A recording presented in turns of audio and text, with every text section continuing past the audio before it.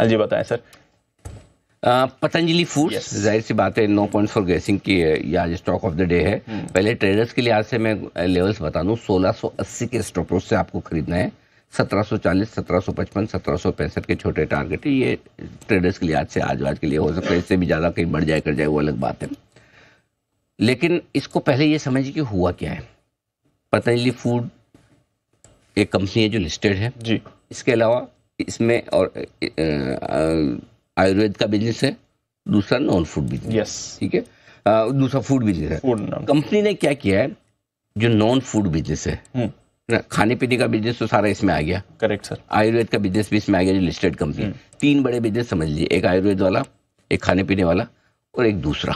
जी। तो जो दूसरा बिजनेस है वो प्रोमोटर के पास अपनी अलग कंपनी में है, वो सारा का सारा बिजनेस अब पतंजलि फूड में मर्ज हो जाएगा। यानी कि पूरे ग्रुप लेवल पे एक बड़ी कंपनी में जाएंगे। और कितने में मर्ज होगा, ये प्रोमोटर बेचेंगे 1100 करोड़ रुपए में।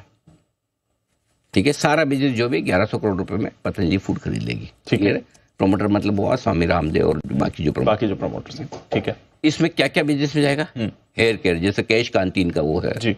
स्किन केयर में कुछ इनके प्रोडक्ट्स होंगे, नूपुर ज़्यादा जानती होगी। डेंटल केयर में तो आप हम सब जानते हैं, दंत कांति है, डेंट कैंटी, बाहर अंग्रेज लोग भी यूज करते हैं उसको। अच्छा, हाँ, डेंट कैंटी, डेंट कैंटी। हाँ, और दूसरा होम केयर वाले भी, जैसे वो फिनाइल की जगह गोनाइल, ऐसा उन्होंने प्रोडक्ट्स बना रखे बहुत सारे। ये सारे के सारे बिजनेस शिफ्ट हो जाएंगे अब पतंजलि। Got it. आज की तारीख में 500 करोड़ के आसपास का ईबिटा इस बिजनेस का है। आसानी से 30 के मल्टीपल पर तो इजीली, मतलब आप किसी भी दूसरे लिस्टेड कंपनी में देख ले जो इनकी साइज से छोटी भी है, 30-40 का मल्टीपल आराम से मिलता है। तो उस हिसाब से अगर आप देखें तो इस बिजनेस की वैल्यू आराम से 15,000 करोड़ रुपए तो होती है, आराम से, खुशी खुशी। ठीक है, इन्होंने कितने में बेचा है, 1100 करोड़ में। आइडिया क्या है, ये क्यों किया जा रहा है, ये पहले समझिए। इसके करने के पीछे पर्पज ये है कि ग्रुप के सारे बिजनेस जो लिस्टेड कंपनी है, फ्लैगशिप कंपनी, उसमें आ जाए और ये फ्लैगशिप कंपनी बड़ी हो जाए, एक तरह से एफएमसीजी जायंट के तौर पर सामने आए, जिसमें फूड, नॉन फूड, आयुर्वेद सारे पूरा एफएमसीजी का कारोबार। ठीक है, ये ठीक है। अब जो डील हुई है वो बहुत ही सस्ते वैल्यूएशन पे, 1100 करोड़ रुपए में, जबकि इस बिजनेस का वैल्यूएशन 15,000 करोड़ रुपए के आसपास मिनिमम होता है। 15,000 करोड़ का वैल्यूएशन सिर्फ 1100 करोड़ में किया गया है। ठीक है, और ये पतंजलि के शेयर होल्डर्स के लिए बहुत अच्छी खबर है। एक तरह से उनको प्रोमोटर का बिजनेस मुफ्त में मिल रहा है, मुफ्त में मिल रहा है। 1100 करोड़ रुपए में भी क्यों 1100 करोड़, करीबन करीबन 500-600 करोड़ का तो इनके पास में है स्टॉक इन हैंड, जो माल बना हुआ पड़ा हुआ है, और 500 करोड़ के आसपास की प्लांट मशीनरी है। तो अगर उससे कम बेचे तो प्रोमोटर्स की बुक्स में लॉस आ जाता है, राइट। तो मतलब एक तरह से जीरो वैल्यू पे दे रहे हूँ।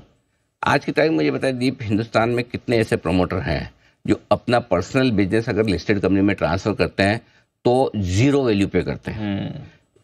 इसके विपरीत उल्टा जितने मर्जर्स मैंने इस तरह के देखे हैं प्रोमोटर कंपनी के लिस्टेड कंपनी में, उल्टा रेशियो जो होता है वो प्रोमोटर के फेवर का, उनके फेवर का होता है। ये पहली कंपनी है जो ऐसा कर रही है, और ये दूसरी बार कर रही है। पिछली बार भी जब इन्होंने मर्जर किया था अपना बिजनेस, तब 450 करोड़ रुपए में किया, जबकि उस बिजनेस का ईबिटा 600-650 करोड़ था।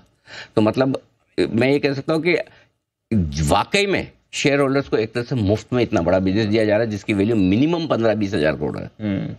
और अगर 15-20% से ये ग्रो करे, और इसमें भी सबसे बड़ी बात है, जिस चीज़ के लिए सबसे ज़्यादा जाना जाता है पतंजलि को, दंत कांति टूथपेस्ट जो इनकी फ्लैगशिप ब्रांड है, वो अब आपके लिस्टेड कंपनी में आ जाएगी। तो ये मुझे लगता है कि ये बहुत बढ़िया एक एक्विजिशन है। ये एक क्लासिकल एग्जाम्पल है, नो डाउट।